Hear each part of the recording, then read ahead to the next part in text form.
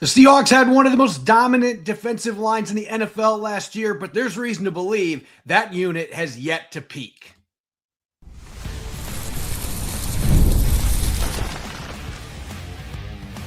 You are Locked On Seahawks, your daily Seattle Seahawks podcast, part of the Locked On Podcast Network, your team every day. Greetings, 12. This is Corbin Smith, host of the Locked On Seahawks podcast, your daily Seahawks podcast, part of the Locked On Podcast Network, your team every day. Special thanks, as always, to all the 12s who are tuning in, and thanks for making Locked On Seahawks your first listen 5 days a week.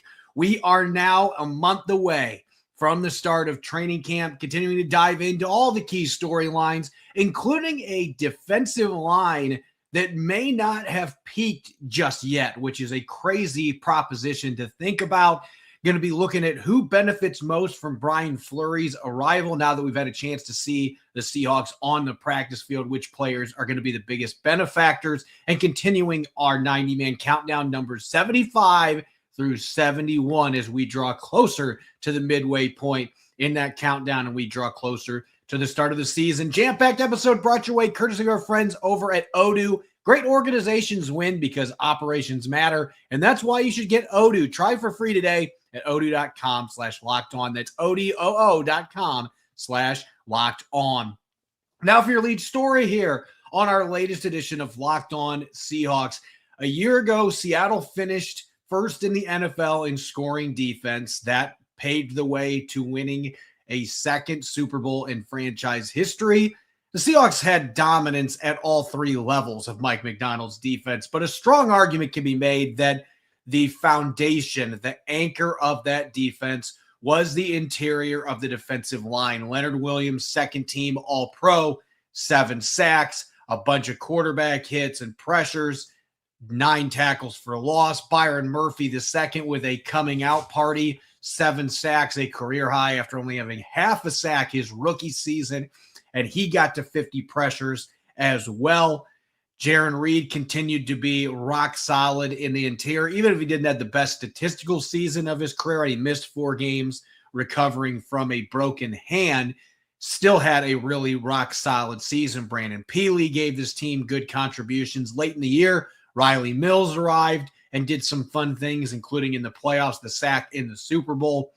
This was as good of an interior defensive line as any in football. And just to put it into perspective, last season, and this is based on data from Pro Football Focus, there were 6 defensive tackles in the NFL last season who got to at least 7 sacks and 50 pressures. So we're talking 6 total players for the 32 teams in the league. Jeffrey Simmons for the Titans leading the way. I still think the best defensive tackle in the NFL. Unfortunately, he's played some really bad football teams, but he is a fantastic football player. Zach Allen in Denver, Kobe Turner with the Rams, and Chris Jones continues to be Chris Jones with the Kansas City Chiefs. But on this list, there's only one team that is represented twice, and that was the Seattle Seahawks. Byron Murphy II and Leonard Williams, 2 of the 6 players that got to 50 pressures or more and 7 sacks or more last season. And that just shows you how dominant this defensive line was for the Seattle Seahawks, that they had 2 of the 6 players, a third of the players in the league that were able to hit these 2 marks that showcase disruption, being the wrecking crew that they were. That shows you just how great Byron Murphy II and Leonard Williams were last season, anchoring this defensive line. And you can make an argument that this group still has room to grow. I don't think that they have reached their peak, and that might not necessarily reflect in the sack or the quarterback hit numbers next season in 2026. Byron Murphy II, we've seen this with defensive tackles. Sacks can tend to be year to year. They can be a statistic that's difficult to tab, particularly the interior. Byron Murphy II could get 3 or 4 sacks and still be a better player than he was in his sophomore season. I don't think that's how it's going to play out. I think he's going to get to that 7-8 sack threshold at least.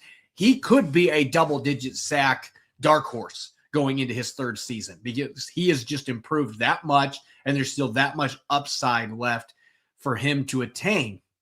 But sacks can be kind of a difficult statistic year to year to project when you're looking at interior defensive linemen. Leonard Williams is 2 years removed from having 11 sacks, and he only had 7 last year. He's getting to be a little older player, so who knows what the sack numbers are going to look like for him, but it wouldn't be a surprise if he exceeds the 7 sacks that he had last season. It wouldn't be a surprise if he has a little less than that.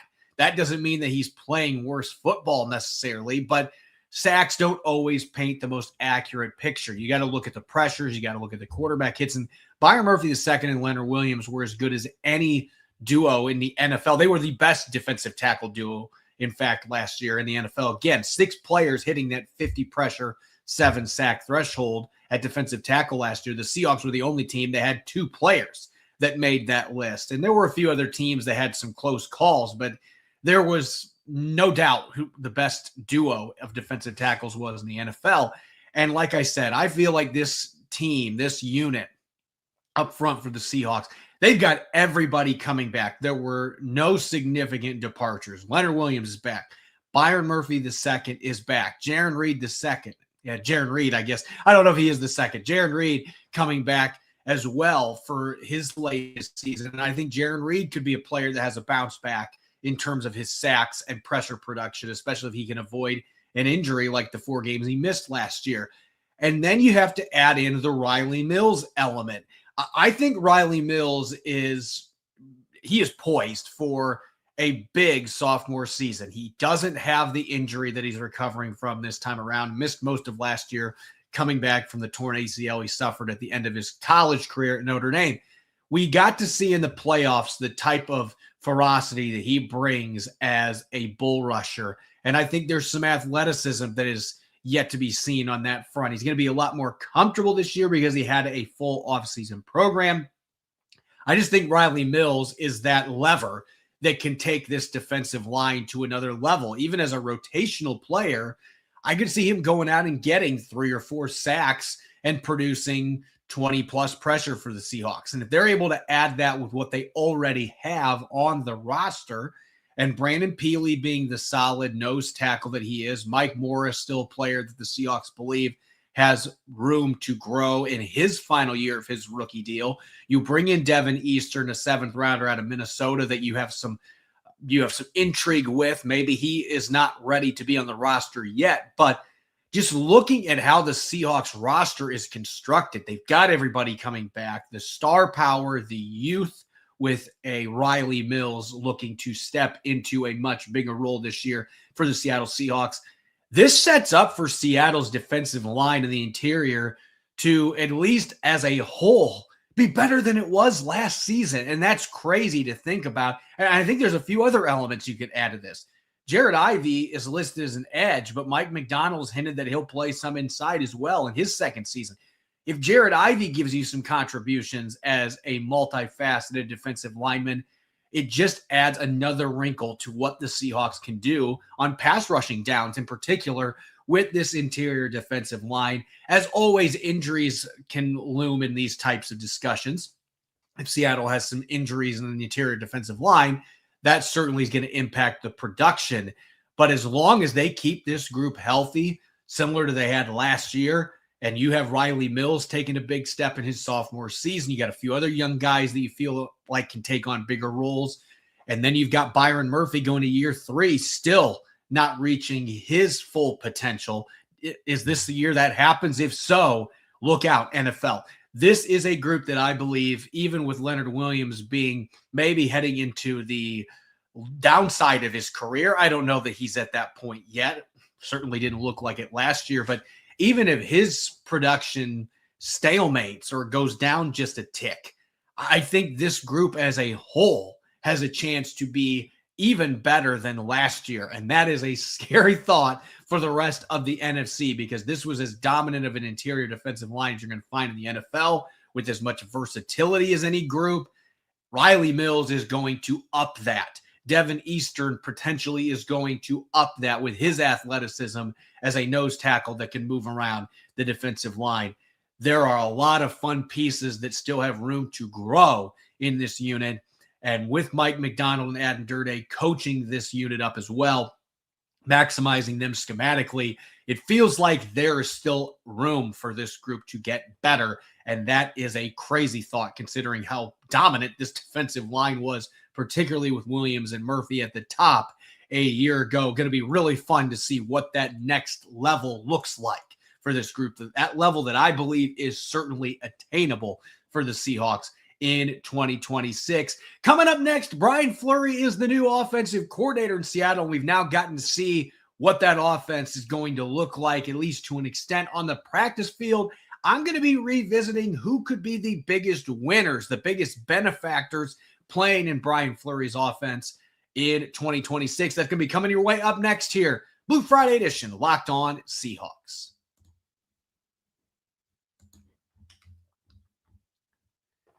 Support for today's episode comes from Square, the system that helps fix one of the biggest headaches in running a business. Starting a business is exciting, but actually running it, take my word for it, that's where things can get complicated fast. Payments, inventory, staff, scheduling, online orders. There's a whole lot to juggle. That's why Square brings everything together into one connected system. Square helps you take payments, track sales, manage inventory, and keep your business running smoothly without juggling a bunch of disconnected tools. One thing I've noticed at some of my favorite local spots is how seamless everything feels when they use Square. Checkout is quick. Receipts are easy. The whole experience just feels more organized. And as a customer, it's a lot more convenient from the business side. You can tell it helps owners stay focused on actually serving people instead of constantly troubleshooting systems. And that's what stands out to me. Square helps businesses feel more efficient, professional, and ready to grow. If you're starting a business or running one that deserves better tools, Square helps you sell, manage,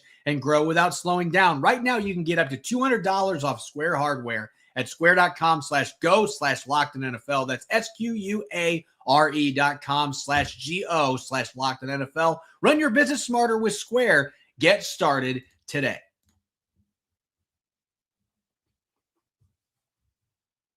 Welcome back to the Blue Friday edition, Locked On Seahawks. I'm your host, Corbin Smith. A special thanks to all the 12s tuning in, whether you're in Piscataway, New Jersey, or listening in from Fort Worth, Texas. We greatly appreciate each and every one of you for making Locked On Seahawks your first listen 5 days a week. And you can take your Locked On Seahawks fandom to the next level with the Everydayer Club, ad-free episodes of Locked On Seahawks, exclusive members only Discord chat, access to speak with hosts such as myself, and much more. And right now you can get a 7-day trial.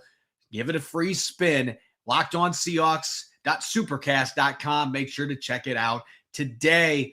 We are drawing closer to the start of training camp. In fact, less than a month from now, the Seahawks will be on the field with Hard Knocks cameras at the VMAC, gearing up for their title defense. Everybody's excited about the start of football season. We've had an opportunity now to get, at least get a little bit of a sliver of what Brian Fleury's offense is going to look like. And I can tell you it's very similar. You can see it with the way it is on the practice field. It is very similar to the one that Clint Kubiak deployed last year. There's going to be some subtle differences, and we're going to learn a lot more of that when we get into training camp and into the preseason and eventually into the start of the regular season. We're going to get a better idea, more clarity what this offense is going to look like. But now I've gotten with my own eyes to see what that offense, at least a preview of what is going to look like with Brian Fleury at the wheels, getting to watch a few open OTAs as well as 2 open mandatory minicamp practices. And that allows us to revisit who the biggest benefactors are going to be with Brian Fleury as offensive coordinator. Now, stating the obvious, with Fleury's background, he was a defensive coach early on in his time in the NFL, which gives him some unique qualifications for being able to call offensive plays. He understands the structures of defenses, but he's been a tight end coach for most of his NFL career, mostly in San Francisco since 2000. He's been coaching the tight ends there, George Kittle and company. The respect that NFL teams have for the tight ends there in San Francisco speaks for itself. The way they use them in the offense, that's the low-hanging fruit here. And it'd be easy for me to say A.J. Barner, and I think I could see A.J. Barner getting 65, 70 catches in this offense. I think it is certainly possible, especially since he played most of last year with multiple injuries that he has now had repaired via surgery. He's going to be healthy going into this season. So maybe there's another level for him. But I think when you're looking at the big potential winners with Brian Fleury coming in, the low-hanging fruit is at the tight end position, and it is Elijah Arroyo, who last year we got to see some glimpses, some brief glimpses of what he can do stretching the field, particularly the Washington game where he scored his only touchdown. And we got to see him win downfield, stretch the defense out, Sam Darnold hitting him for the score. There just wasn't very much of that last season, though. He only had 15 catches. He missed a few games at the end of the season dealing with a knee issue. Durability has been a problem for him dating back to his time at Miami. That was the one big concern that dropped him into the second round. There were a lot of people in the pre-draft process that felt he had some first-round tools, but the injury history was something that kept him from being drafted in the first 32 picks, and that continued to be an issue late last year. He even missed some time during the offseason program last month. So those are things to consider, but he is a true 4.5 40-yard dash guy at the tight end position. He's got incredibly soft hands. He has all the tools to be a matchup nightmare for opposing defenses. I thought the biggest issue that he had last year wasn't the health, it was the route running. There were a few times that Sam Darnold tried to get the football to him and the routes just weren't clean enough, and it allowed defenders to get in front of him and generate pass breakups and interceptions. He's got to be more finely tuned in that regard. But from a physical tools standpoint, this is the perfect offensive coordinator for Elijah Arroyo to be able to fully harness his skills.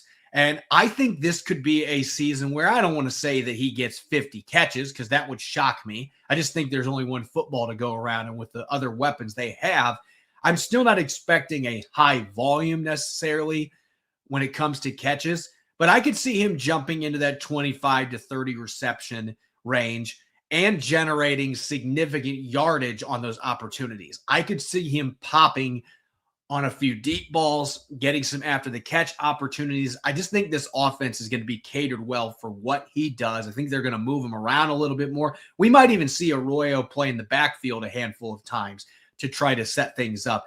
He is a matchup problem, and I think Brian Fleury is going to be able to accentuate his skills more than what Clint Kubiak did this past season. And again, that might not mean that he has a massive year production-wise, but I'm looking for him to take a solid step forward and potentially be a bigger red zone threat as well. That is going to be a key. Can they unlock him inside the opposing 20 and get him some more touchdown opportunities? I could see that playing out.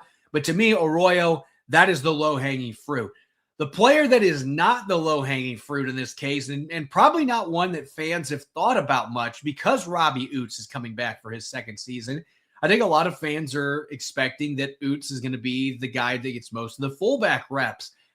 I don't know that that is going to be the case, and it's because Brady Russell had a really good offseason program, and he brings a skill set.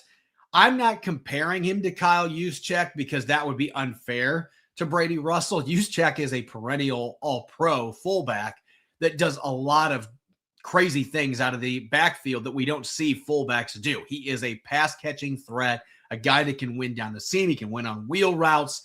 I don't think Brady Russell has that kind of upside as a pass catcher, but I do think that he brings more to the equation than what Robbie Oots is going to bring in that regard. Oots is going to be more of that traditional, 270-pound fullback that's going to be bulldozing people in the run game, and there's still going to be a lot of value to that. But I could see Brian Fleury, from the experiences that he has had in San Francisco and seeing what Kyle Juszczyk can do and how that puts stress on a defense when you have an athletic fullback that can make plays in the passing game. Brady Russell is going to provide more tools that create those stressors for defenses than what Robbie Oots is going to, at least at this point. So I'm wondering, based on what I've seen in OTAs and minicamp, do we see more of a by committee approach with that fullback position where we could see more Brady Russell action in the backfield and being able to motion him to tight end or motion him into the slot? It creates a lot of the illusion with the scheme that you could do with Kyle Juszczyk. Even if he's not the same caliber of player, he's got a lot of similar traits in terms of what you can do with him in this offense. So I could see Brady Russell being a player, at least in terms of the workload, the number of snaps that he's getting, and maybe he gets a handful of catches out of the backfield, because the 49ers have certainly done that with their offense, getting Juszczyk involved. I could see Brady Russell being a better fit for what this version of the Shanahan offense is looking for. And he's also got the tight end background, which, again, Brian Fleury has been coaching tight ends for the last 7 years. So he has a extended background with that position. I'm just wondering if Brady Russell ends up being the one that gets the majority of the reps at fullback when it's all said and done. And we'll know more about that once we get into training camp.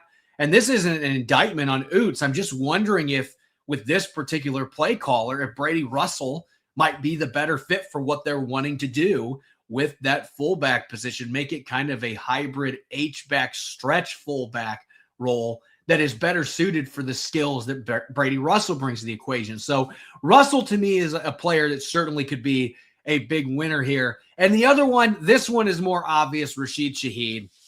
I just look at what San Francisco's been able to do offensively over the years with Kyle Shanahan as the offensive coordinator, and having Clint Kubiak there, Brian Fleury there.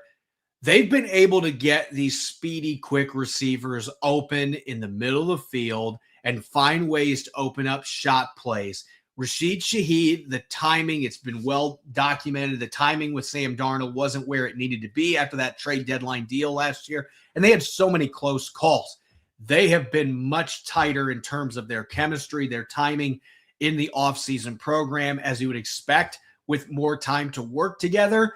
And now you put him in this offense where I'm expecting Brian Fleury is going to be able to scheme up those openings in coverage, whether it's over the middle of the field to create some separation, get some after the catch ability, or scheming up some of those broken coverages where you're going to have Rashid Shaheed flying downfield wide open.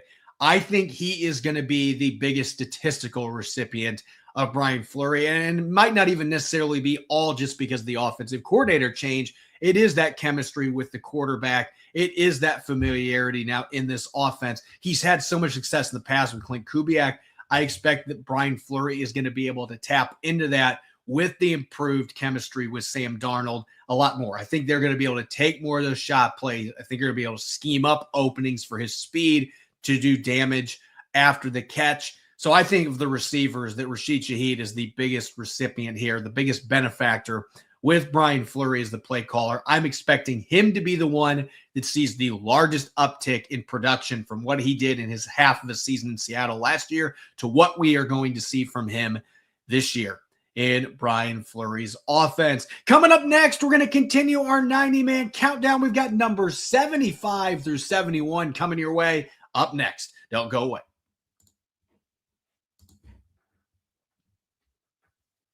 Running a business shouldn't feel like you're trying to connect a bunch of systems that were never designed to work together. One app for accounting, another for inventory, another for sales, and somehow none of them talk to each other. That's where Odoo comes in. Odoo is an all-in-one business management software that brings every part of your business together in one powerful platform. From sales and accounting to inventory and marketing, everything works in one place, helping your team move faster, stay organized, and focus on growing the business instead of managing software. The best organizations know that success isn't just about talent, it's about everyone working towards the same goal. That's true in sports just as much as it is in business. We saw that with the Seahawks last year.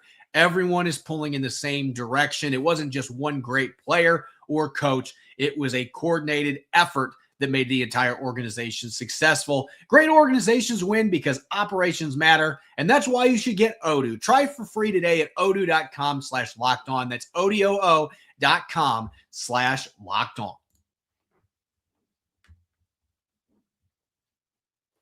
Welcome back to the Blue Friday edition of Locked On Seahawks. I'm your host, Corbin Smith. A special thanks to all the 12s tuning in. And thank you, as always, for making Locked On Seahawks your first listen 5 days a week. We greatly appreciate your support of the show. We are now inside a month until training camp and continuing our 90-man countdown, numbers 75 through 71. We've got some returning players. We've got a few newcomers as well on this list. And Going to start off here at 75, a player that the Seahawks signed before the 2025 season in free agency, Shemar Jean-Charles.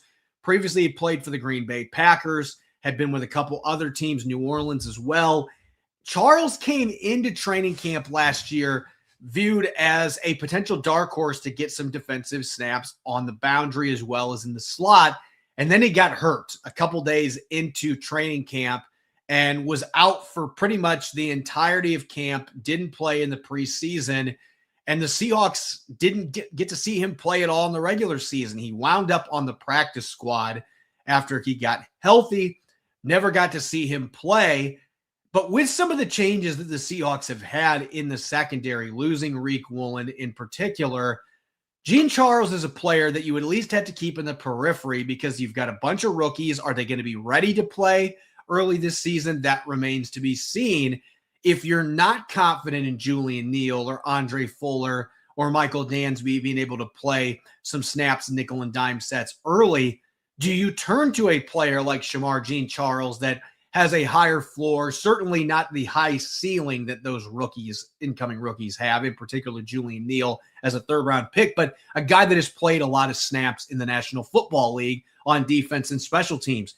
Do you turn to him early in the season while you try to get your rookies up to speed? It's possible that that could happen. At the same time, he's on a one-year deal, veteran minimum, certainly not a player that's guaranteed to be on this roster. Maybe Seattle looks at a similar pathway with him where he's an insurance policy. We keep him on our practice squad, and if we have some injuries, he's a guy that's played a lot of snaps in the league, and we can turn to him, and we know that he's going to be reliable, that we can count on him to understand the assignment, understand his coverages.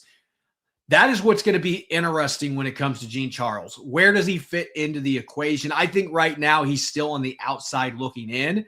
I expect that a few of these rookies are going to be ready to play, at least to the point that they're going to feel like they're ahead of him on the depth chart. But Jean-Charles should still be a player to keep an eye on, just from the perspective if the youngsters aren't quite ready. He does give you that insurance policy early in the season that could play some snaps if you needed to. And I think Mike McDonald would be confident if they needed to. But certainly the rookies and bringing in Noah Igbenogany as well, it puts him in a tougher spot trying to make the 53-man roster. And it does feel like the practice squad is probably the best bet still for a veteran that has played quite a few snaps in the league, but doesn't have the ceiling of a lot of the younger players that Seattle has at this cornerback group. Up next at 74, this is the player that I still think from the undrafted class, and it's such a small group of undrafted rookies this year, but Aiden Hubbard, the edge out of Northwestern. There are a lot of draft analysts that I have respect for that had a draftable grade for Aiden Hubbard. And you'll turn on the film at Northwestern. The Wildcats weren't a great team in the Big Ten, but Hubbard was a guy that always seemed to elevate his game against the best teams in the conference, and he created problems. He can win with power. He's got underrated twitch and ability to bend around the edge. He's technically sound, and he can play the run. He's got the ability to set the edge. There's a physicality and a tone setting to his game. So when Seattle initially signed him, that was the name that immediately popped on my radar. Like, that could be the guy this year that pushes for a roster spot. The problem, you've got Dante Fowler Jr. signing late in the offseason. You've got Derek Hall, Uchenna Nwosu, DeMarcus Lawrence all coming back. Jared Ivey's coming back. Connor O'Toole's coming back. Aiden Hubbard is going to have to be better than those two players that I just mentioned that are second-year players that made the team as undrafted rookies last year. He is going to have to be better than Jared Ivey. He is going to have to be better than Connor O'Toole. And I'm not going to sit here and say that's out of the realm of possibility, because you turn on the tape at Northwestern, there's a lot to love against the best conference in college football, in my opinion. He has done a lot of great things against really good programs the past few years at Northwestern. So I don't think it's impossible that Aiden Hubbard could come in and when the pads come on, start to speak loudly and start to make his presence felt, especially in preseason games.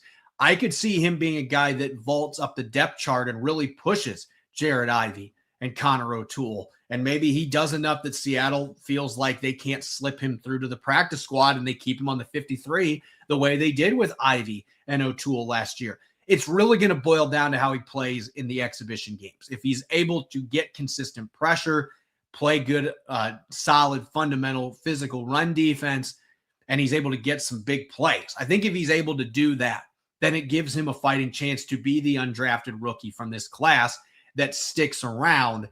But most likely that practice squad positioning is probably what we're looking at again. And this is just based on what I've seen. He had some limitations at the rookie minicamp. Don't know what injury he was dealing with. He was on the field, but he wasn't participating in all the drills.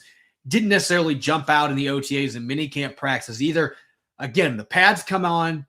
It can change for some of these players. And he is a player whose game is predicated on physicality and toughness. If he is able to transition that and it translates against NFL competition, then we could have a much different conversation in mid-August. He could be on the cusp of winning a roster spot, but he really is an unknown in that regard going into this process because he just hasn't stood out to this point. But maybe he really starts to stand out when we see the pads come on in more real football correlated practices. Maybe then Aiden Hubbard starts to show up and put himself in a position where he has to be taken seriously as a player that could land on this 53-man roster. At number 73, coming back for his second season, J.R. Singleton was one of those guys that when the pads came on last year, he was undrafted DT out of Iowa State. Once the pads came on, even though he's not the biggest defensive tackle, he really started to find a groove in early to mid-August, and he had some disruptive games in the preseason to the point that the Seahawks, they didn't keep him on the 53, but J.R. Singleton was on the practice squad from start to finish, just like his teammate Bubba Thomas. They kept both of those players from week one all the way to the Super Bowl on the practice squad. Didn't cut either one of them. And I think that speaks volumes to what the Seahawks believe in terms of the upside that is still there for these players. And in particular, I think Singleton has a higher ceiling than Bubba Thomas does because he's got a more explosive first step as a pass rusher. He is a player that, look back at his Iowa State film, had more consistent production generating quarterback pressures and sacks. I just think that his ability as a 3-down player, I think he's got more of a ceiling, a higher potential there than what Bubba Thomas does. So we'll see what happens here when the practices, the preseason games start up again. I'm curious to see what Singleton looks like compared to this time a year ago, where he started training camp kind of slow, but then again, he found his rhythm and he was really disruptive in the last couple exhibition games.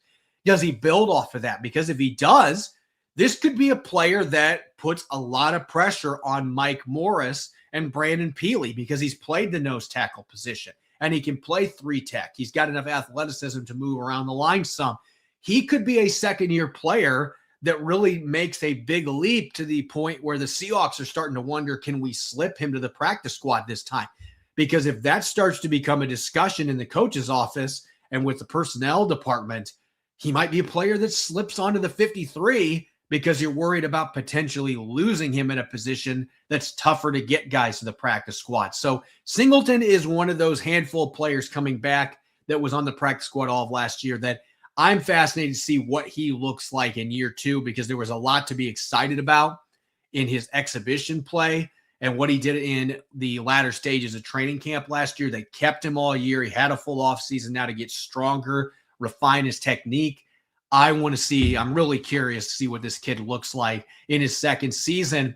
Rounding out our last cluster of players here, at number 72, Harrison Bryant, a newcomer in free agency. Previously, he's played for a number of teams. He was drafted by the Cleveland Browns out of Florida Atlantic. He's in that tweener build where he's in the mid 240s in terms of weight. He's not a big bodied tight end. He's not your typical traditional build for that position. He's more of a move tight end. And he got some work with the fullbacks and the tight ends during OTAs and minicamps. It's a guy that has shown the ability to be able to create after the catch during his NFL career. He has not had much production the past few years. He bounced around with a number of teams. But in Cleveland, there was at least some glimpses. There were some brief stints where you could see that playmaking ability with the ball in his hands at tight end, at the H-back position, could even play fullback in a pinch if he wanted to. I think the numbers game is working against him. Brady Russell, to me, is a better overall player. Robbie Oots, he gives you that more traditional fullback that I don't think you could ask Harrison Bryant to do. But he's athletic, and he's a guy that has a track record of being able to do some damage with the football in his hands. I don't think he makes this roster. I'd be surprised if he's on the practice squad either. Maybe he's that insurance policy at tight end. He's got a numbers game working against him, but he could be a guy that makes a lot of fun plays in the preseason, and he does have a track record of being able to do that against NFL talent. So he could be a guy that maybe surprises. I just think that, unfortunately, he's at the stage of his career where he's going to have a tough time, particularly with this team, with the tight end depth and talent that the Seahawks have. I think he's going to have a tough time finding his way on the roster unless a few injuries open up some spots for him. And at 71, Amari Kite, maybe the biggest surprise last year, coming in as an undrafted rookie out of UCF, formerly was a four-star recruit at Alabama, struggled to get in the field, so he transferred to UCF. Didn't test very well in the pre-draft process either. I looked at him as a camp body going into training camp, and he gradually started to win me over watching practice, and the way that he handled himself physically started to move up the depth chart. You could see it with the way that John Benton was rewarding him, getting second-team opportunities. And next thing you know, he was playing meaningful snaps for the Seahawks in a de facto playoff game. He got some meaningful snaps against the 49ers in that Week 18 game, subbing in for Josh Jones, and played really well. And I look at him as a guy, he's obviously got the pedigree. He was a highly touted recruit. There's a lot of physical skill there. He is a punishing physical player that his testing doesn't match up with what you see on film. He looks much more athletic in pads. And you've got some tangible regular season film to work with. Now, Josh Jones is clearly ahead of him right now on the depth chart, but he was getting a nod over Mason Richmond, the 7th-round pick last year. Does it stay that way, or does Mason Richmond end up leapfrogging him with a big leap this offseason? That is going to be a storyline to watch here, because they're not going to be able to keep all of these tackles. Who ends up being the fourth one that maybe wins a roster spot? Kite is hoping what he did last year, building off of that he's going to be the guy. Mason Richmond's there, and they've also signed Bobby Hart, a proven veteran that is going to be in the mix as well. So Amari Kite is going to be a player that I'm going to be interested to see. Is he going to be a Jake Curhan, where second season with the team, the opportunities dry up? Or is he going to be a player that continues to ascend and forces Mason Richmond off the roster this time around and ends up being the better player than the 7th rounder who was picked ahead of him? That has happened with the Seahawks before at several positions. So he is going to be another one that I'm going to be watching closely, just to see where is he at in his development. Can he build off what he did last year? And if he can, then he's got a real chance to stick and be on this 53-man roster, especially with how much John Benton seems to like him and appreciates his coachability. Those are things working in his favor. But I want to see, is this a player that had a high floor, not much of a ceiling coming in, or is he a player that does have more room to grow and can continue to push for a roster spot as one of the backup swing tackles in Seattle? As always, you can follow me on X and Blue Sky at Corbin Smith NFL. Make sure to subscribe to Locked On Seahawks on YouTube or wherever you get your podcast to make sure you don't miss a single episode. We're going to have a Saturday show coming your way. We didn't have a Thursday show. Scheduling got kind of crazy this week, but Nick Lee and I will be joining up. We're going to have a weekly game. We're fired up for that. And we're going to continue looking at the 90-man countdown as well. Going to be a really fun episode. Make sure to listen in and enjoy the rest of your Friday. Go Hawks.